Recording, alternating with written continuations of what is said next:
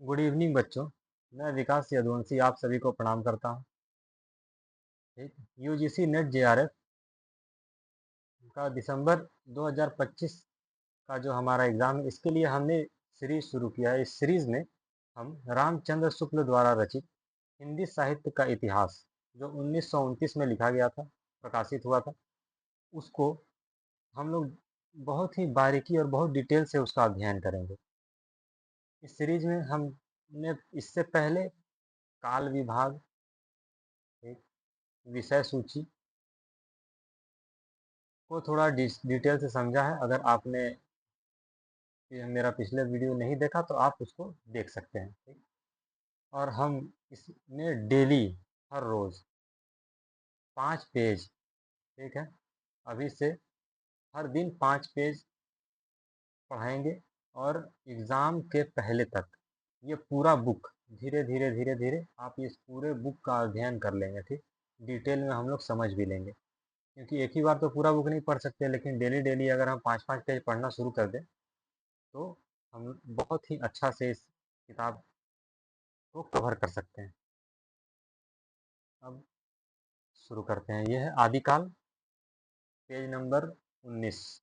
ठीक है, यहीं से मुख्य रूप से ये हिंदी साहित्य का इतिहास रामचंद्र शुक्ल का प्रारंभ होता है। ठीक। आदिकाल का प्रकरण एक, सामान्य परिचय। सामान्य परिचय में ये क्या बताते हैं कि प्राकृत की अंतिम अभ्रंश अवस्था से ही हिंदी साहित्य का आविर्भाव माना जा सकता है। क्या कि प्राकृत की जो अंतिम अभ्रंश अवस्था थी, उसी से हिंदी साहित्य का आविर्भाव माना जा सकता है। तो इसका मतलब क्या हुआ कि आप, हाँ, जैसा कि हम जानते हैं कि जो हमारा भाषा का विकास हुआ है, ठीक है, वो कैसे हुआ था? सबसे पहले संस्कृत, फिर पाली, प्राकृत, अपभ्रंश, ऐसे करके ये कह रहे हैं कि प्राकृत के अंतिम अवस्था अपभ्रंश से हिंदी साहित्य का, इसी के बाद हम आया है हिंदी।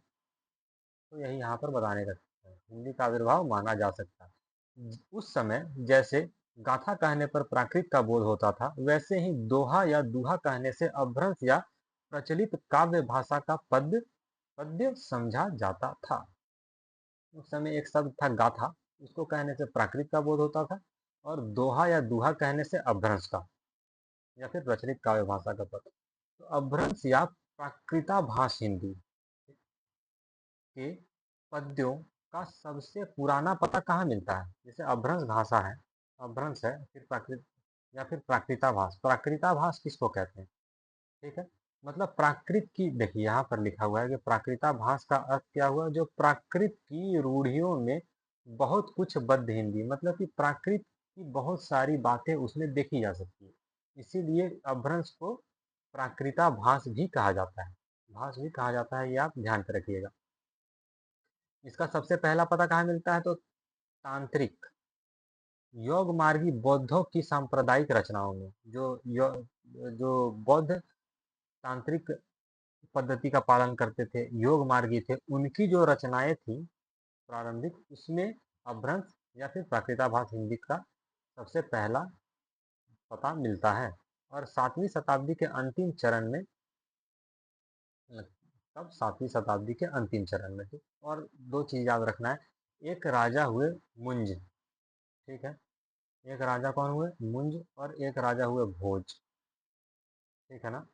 मुंज या भोज का जो समय था ना, वो कब था? 1050 संवत, ठीक है। संवत कितना था? 1050। ये उस समय वो राजा का समय था। तो मुंज या भोज के समय संवत 1050 के लगभग, तो ऐसा अपभ्रंश या पुरानी हिंदी का पूरा प्रचार शुद्ध साहित्य या काव्य रचनाओं में भी पाया जाता है। अतः हिंदी साहित्य का आदिकाल संवत 1050 से लेकर संवत 1375, अर्थात महाराजा भोज से लेकर हमीर देव के समय के कुछ पीछे तक माना जा सकता है। ये कह रहे हैं कि जो राजा भोज थे, जैसा कि मैंने अभी बताया, दो राजा का जिक्र है इसमें। जो राजा भोज थे, भोज के समय तक क्या हो गया था कि हिंदी का शुद्ध रूप से प्रयोग होना शुरू हो गया था साहित्य के क्षेत्र में, ठीक है ना। तो और ये राजा भोज का समय कब था? तो 1050 संवत 1050 में। इसीलिए जो शुक्ल जी ने आदिकाल जिसको ये वीर गाथा काल भी कहते हैं, उसका समय सीमा 1050 से लेकर कब तक रखा? 1375 तक। तो 1050 में तो भोज थे, लेकिन 1375 में भी तो कोई होगा। तो इस समय एक राजा थे, उनका नाम था हम्मीर देव। क्या नाम था? हम्मीर देव। ठीक है, ये यहाँ पर देखिए, आदिकाल संवत 1050 से लेकर 1375, अर्थात महाराजा भोज के समय से लेकर हम्मीर देव के समय के पीछे तक माना जा सकता है। यहाँ तक बात समझ में आ गई। अब आगे बढ़ते हैं। यद्यपि जनश्रुति इस काल का आरंभ और पीछे ले जाती है, संवत 770 में भोज का के पूर्व पुरुष, मतलब कि पूर्व पुरुष राजा मान के सभासद पीयूष पुष्य नामक सभासद पुष्य नामक किसी बंदी जन का दोहों में एक अलंकार ग्रंथ लिखना बताती है, पर इसका कहीं कोई प्रमाण उपलब्ध नहीं है। वो बताते हैं कि मतलब कि जनश्रुति, मतलब कि मान्यता से अगर हम देखें तो ये कुछ पीछे ले जाती है कि, और कितने पीछे, तो संवत 770, जहाँ भोज के पूर्व एक राजा थे, राजा मान, उसका एक सभासद था पीयूष नामक, वो एक दोहा अलंकार लिखा था। वहां से ऐसा माना जाता है। कौन मानते हैं? तो शिव सिंह सेंगर, वो अपने ग्रंथ में बताए होंगे। तो लेकिन इसका कोई प्रमाण उपलब्ध नहीं है कि उस समय से हिंदी का आविर्भाव माना जाए, हिंदी का प्रारंभ माना जाए। तो यही यहाँ पर बताने का प्रयास किया। उसके बाद क्या है कि आदिकाल के इस दीर्घ परंपरा के बीच 150 वर्षों के भीतर तो रचना की किसी विशेष प्रवृत्ति का निश्चय नहीं होता है। धर्म, नीति, श्रृंगार, वीर, सब प्रकार की रचनाएं दोहें मिलती हैं। इस अनिर्दिष्ट लोक प्रवृत्ति के उपरांत जब मुसलमानों की चढ़ाइयों का प्रारंभ होता है, तब से हम हिंदी साहित्य के प्रवृत्ति एक विशेष रूप से बनती हुई पाते हैं। मतलब यहाँ तक कहने का इसका क्या मतलब हुआ कि आदिकाल का जब परंपरा शुरू हुआ ना, उसके 150 वर्षों, यहाँ देखो, उसके भी जो 150 वर्षों के भीतर कोई विशेष रचना, प्रधान रचना नहीं मानी गई। कोई विशेष तरह का रचना नहीं, उसमें धर्म भी था, जो भी रचनाएं होती थी उसमें धर्म भी था, नीति भी थी, श्रृंगार भी था, लगभग हर प्रकार की रचनाएं उस समय होती थी। ठीक है, दोहे रचे जाते थे। लेकिन जब मुसलमानों का आक्रमण शुरू हुआ, ठीक है, जब मुसलमानों का आक्रमण शुरू हुआ, उसके बाद से क्या हुआ कि हिंदी साहित्य का जो दिशा था वो धीरे धीरे बदलने लगा, और वीर प्रधान रचनाएं ज्यादा रची जाने लगी। क्योंकि जब मान लीजिए आक्रमण हो रहा है, तो जनता को सहारा चाहिए, जनता को सहारा चाहिए, और उनके जो राजा थे उनको भी हौसला चाहिए होता था। तो उसके लिए वो वीर प्रधान रचनाओं पर विशेष बल दिया जाने लगा। ठीक है, यही चीज यहाँ पर बताया गया है।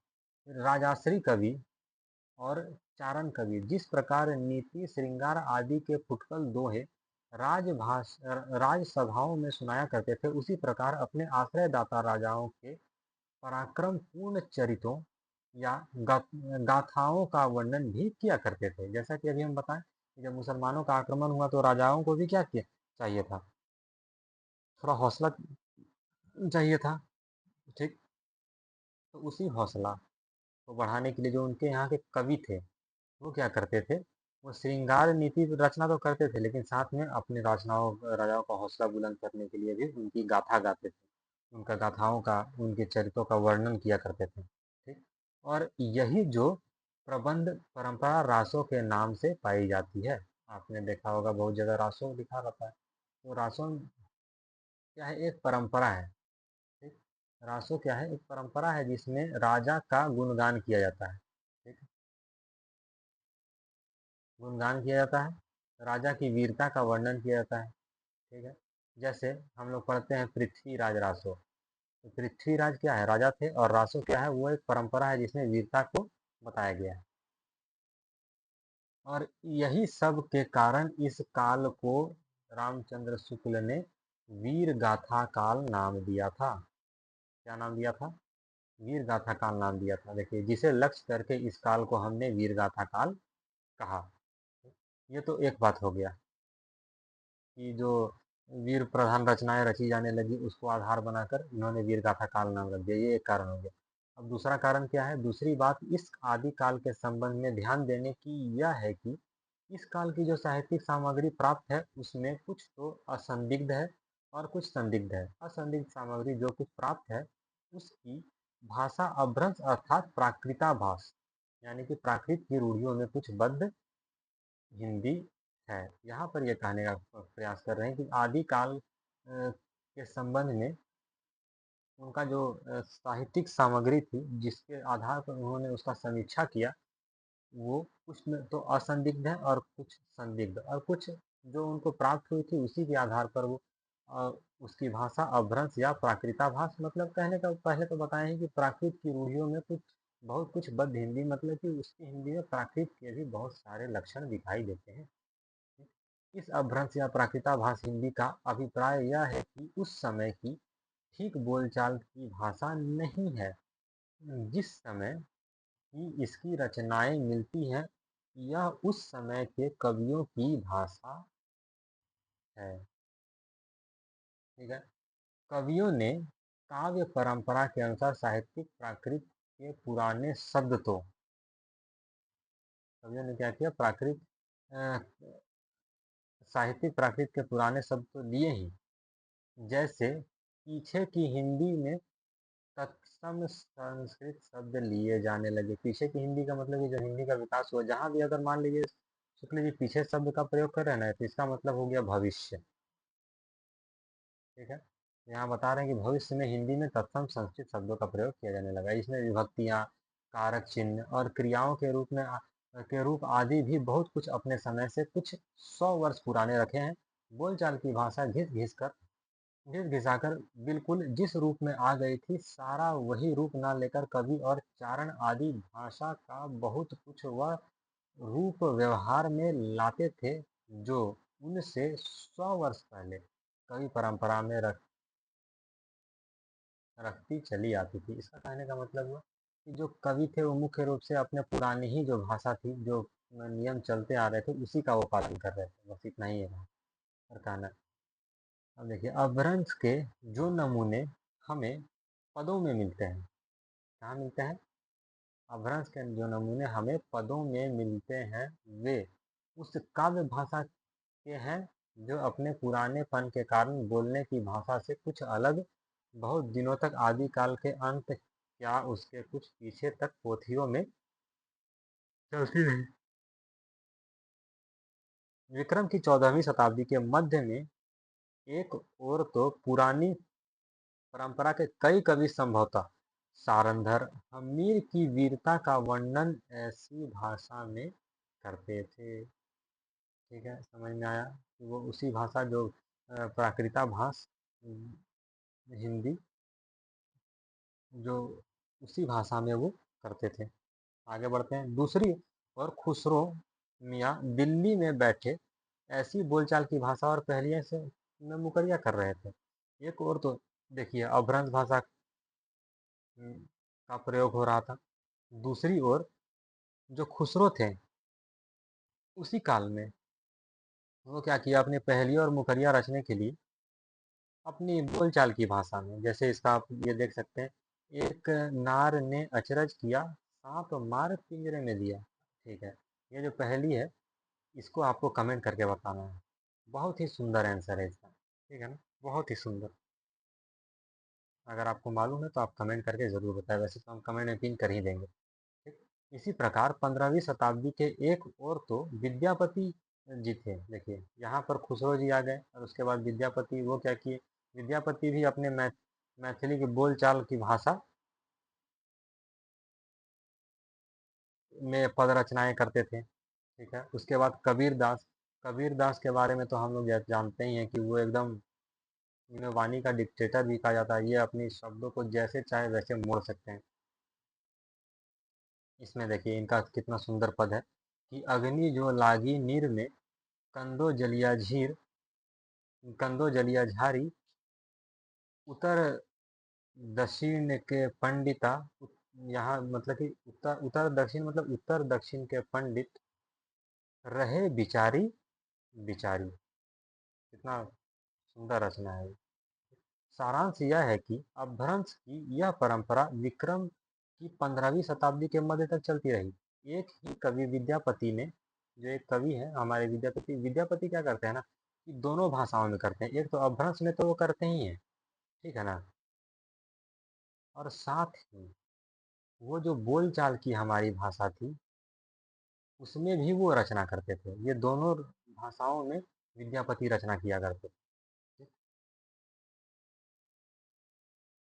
यहाँ पे लिखा भी हुआ है कि एक ही कवि विद्यापति ने दो प्रकार की भाषा का व्यवहार किया, पुरानी अभ्रंश भाषा का और बोलचाल की देसी भाषा का। इन दोनों भाषाओं के भेद विद्यापति ने स्पष्ट रूप से सूचित किए हैं। दोनों भाषाओं के जो भेद भेद थे वो विद्यापति ने सूचित किया है। ये वाला एग्जाम में एक बार शायद पूछा भी है, ये इम्पोर्टेंट पॉइंट भी है कि देसिल बना सबजन मिठा ते तैसन जपऊ अवहट्टा।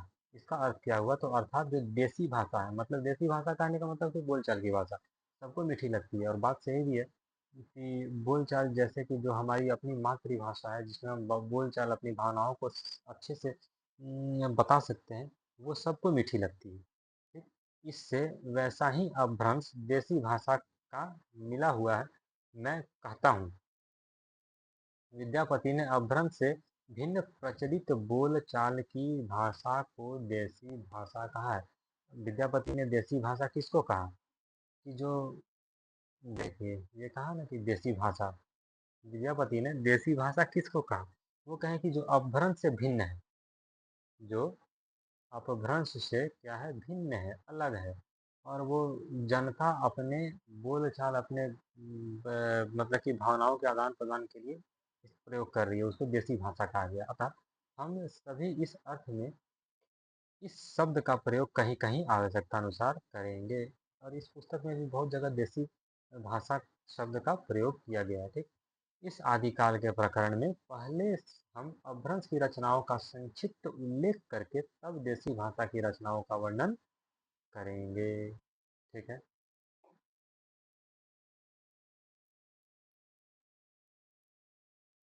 ठीक। उसके बाद है प्रकरण 2। प्रकरण 2 में इन्होंने क्या कहा है? तो अपभ्रंश काव्य, इसके ऊपर थोड़ा सा नज़र घुमा लेते हैं कि अपभ्रंश काव्य आखिर क्या है। तो जब से प्राकृत बोलचाल की भाषा न रह गई, भाषा का विकास हो तो प्राकृत जब बोलचाल की भाषा नहीं रह गई, तभी से अपभ्रंश साहित्य का आविर्भाव समझा जाना चाहिए। बात तो सही है भाई कि प्राकृत के बाद भाषा कौन सी आई? अपभ्रंश ही आई। अब प्राकृत का तो कोई रहा ही नहीं, तो प्राकृत के बाद जो भाषा आई अपभ्रंश, वहीं से अपभ्रंश साहित्य का आविर्भाव माना जाना चाहिए। पहले जैसे गाथा या गाहा कहने पर प्राकृत का बोध होता था, वैसे ही पीछे दोहा या दूहा कहने से अपभ्रंश या लोक प्रचलित काव्य भाषा का बोध होने लगा।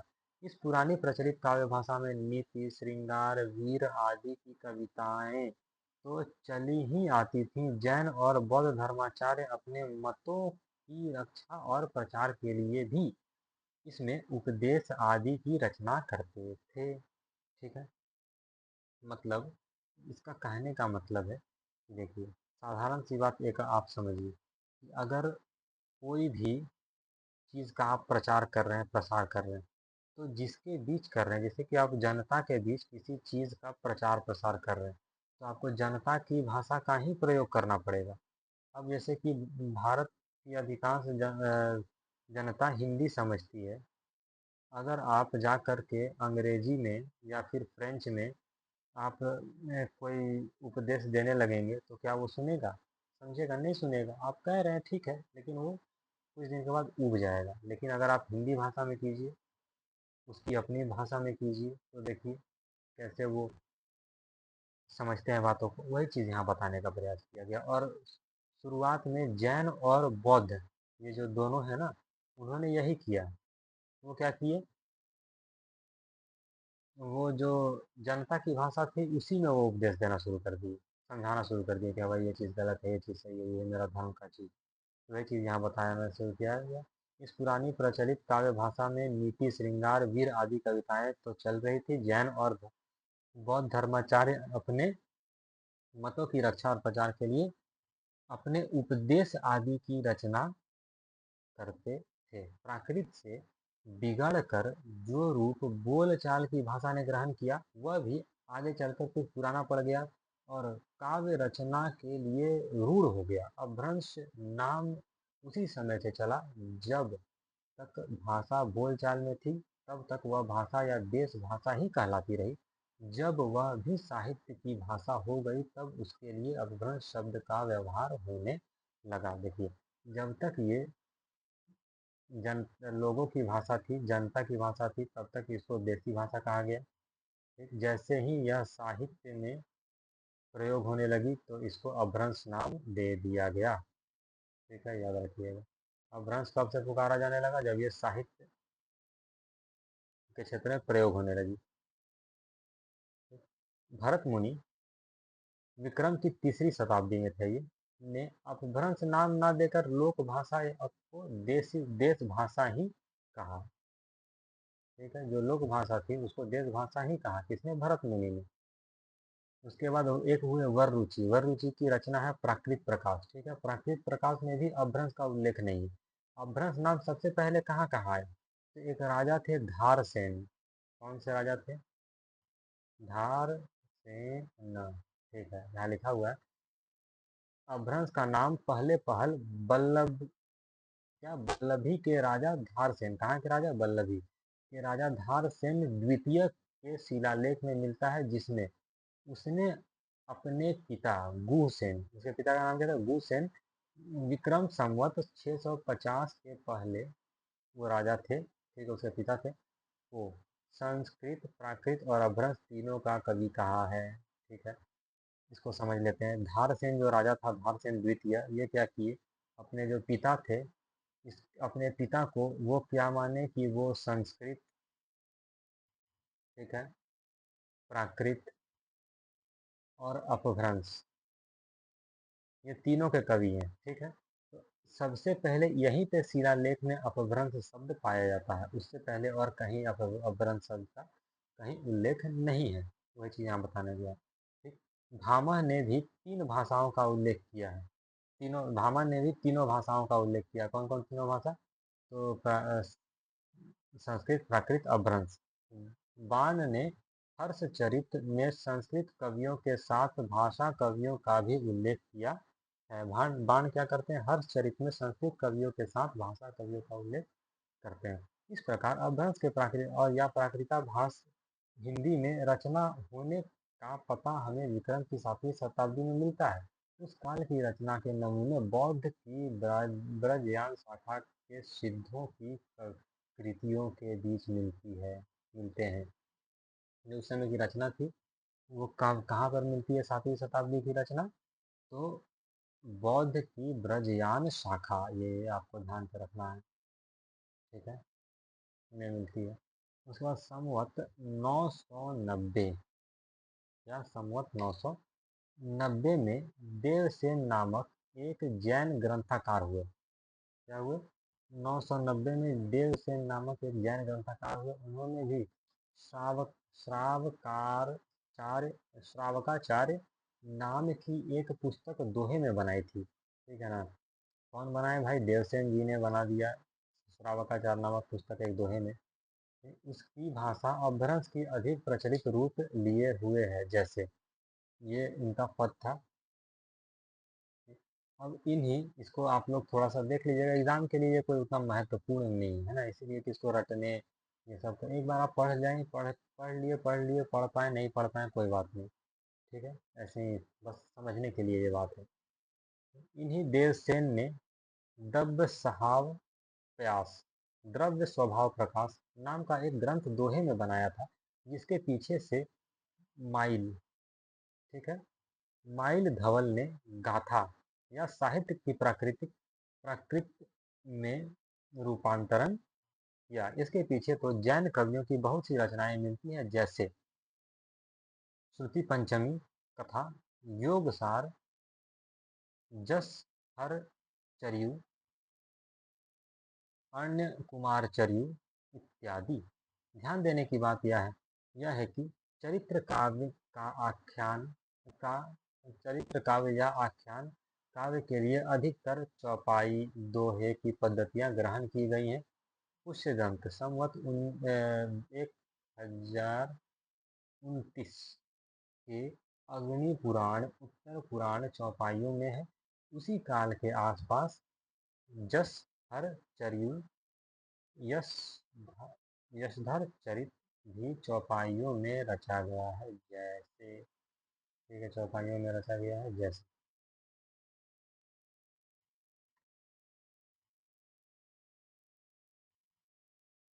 ये है उनकी चौपाई।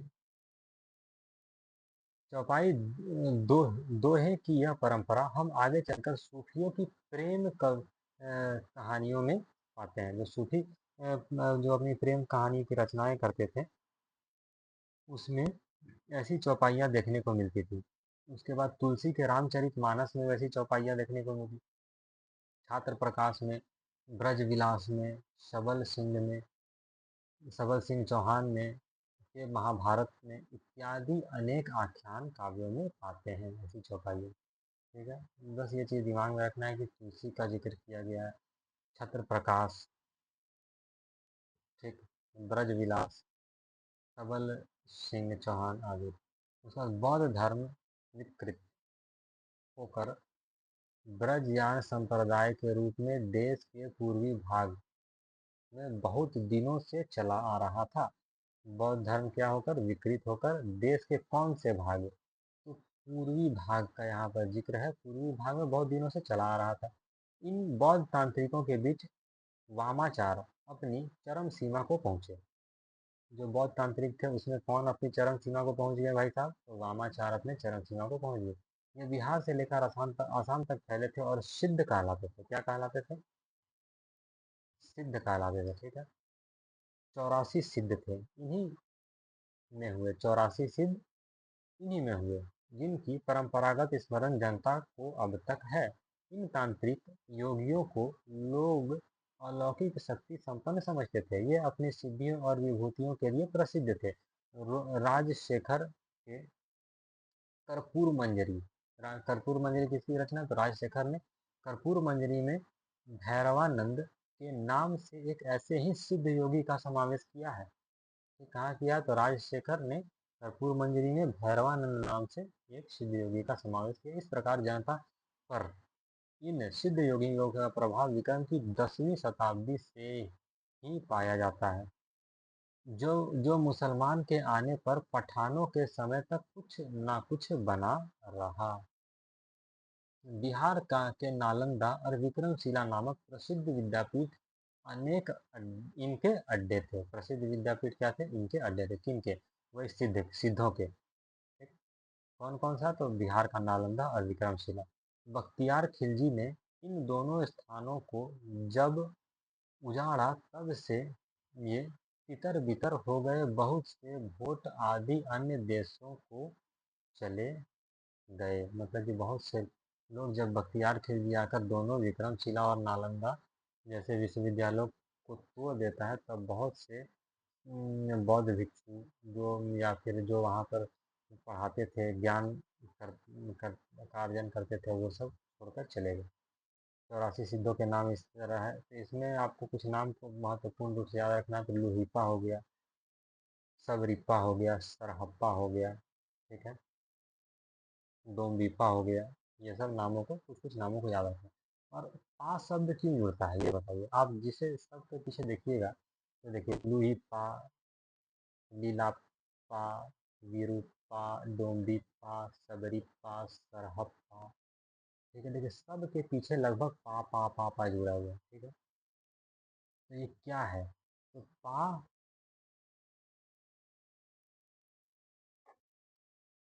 आदरार्थक पाद शब्द है। मतलब कि आदर रूप के लिए इसके कहा जाता है, लगाया जाता था उस समय। पा आदर दिया जाता था पा कह के। ठीक है ना, जैसे कि ये भली पा, तो भली को आदर दिया गया, पाल जोड़ कहते हैं कि भली पा। ठीक, आदर के लिए मतलब सम्मान सूचक शब्द था। ठीक, इस सूची के नाम पूर्वापर काल क्रमानुसार से नहीं है। ये जो सूची लिया बताया गया इसका काल क्रमानुसार, इनमें से कई एक समसामयिक थे। अब उसके बाद आगे क्या है कि जो ब्रजयान शाखा में जो योगी सिद्ध के नाम से प्रसिद्ध हुए, वे अपने मत का संस्कार जनता पर भी डालना चाहते थे। ठीक है, जो ब्रह्मयान शाखा में जो योगी सिद्ध कहलाए, ठीक है ना, वो अपना क्या करते थे, अपना प्रभाव जनता पर डालना चाहते थे। इससे वे संस्कृत रचनाओं के अतिरिक्त अपनी वाणी अपभ्रंश मिश्रित देश भाषा या काव्य भाषा में भी बराबर सुनाते रहे। अब उनको समझ में आ गया एक चीज कि सिर्फ संस्कृत से काम नहीं चलेगा। ठीक है ना, हमको अगर जनता के दिल तक पहुंचना है, जनता तक पहुंचना है, तो जनता की भाषा में बात करना पड़ेगा। तो जनता की भाषा में वो देश भाषा या काव्य भाषा में ही बराबर अपनी वाणियों को सुनाया करते थे। उनकी रचनाओं का एक संग्रह पहले हर प्रसाद शास्त्री ने बंगला अक्षरों में बौद्ध गान ओ दोहा के नाम से निकाला था।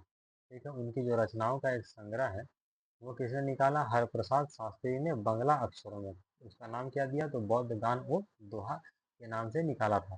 फिर पीछे त्रिपिटकाचार्य राहुल सांकृत्यायन जी भोट देश में जाकर सिद्धों की ओर बहुत सी रचनाएं लेकर आते हैं। तो जो राहुल सांकृत्यायन जी है वो बहुत घूमते थे इधर उधर, तो वहां से जाकर सिद्धों की बहुत सारी रचनाएं लेकर आए। सिद्धों में सबसे पुराने सरह सरोज वज्र भी नाम है। क्या है,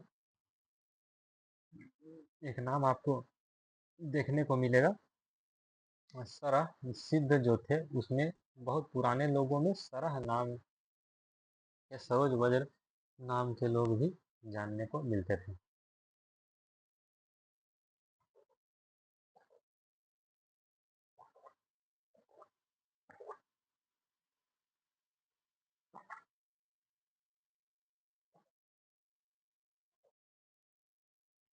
ठीक है, जिनका काल जिनका काल क्या था, डॉक्टर विनय तोष भट्टाचार्य ने विक्रम संवत 690 निश्चित किया था। किसने किया, एक व्यक्ति हुए डॉक्टर विनय तोष भट्टाचार्य ने विक्रम संवत 690 निश्चित किया था। ठीक है, उस उनकी रचना के कुछ नमूने नीचे दिए जाते हैं। उनकी रचना के कुछ नमूने नीचे दिए जाते हैं, और ये उनकी रचना के कुछ नमूने इस प्रकार हैं।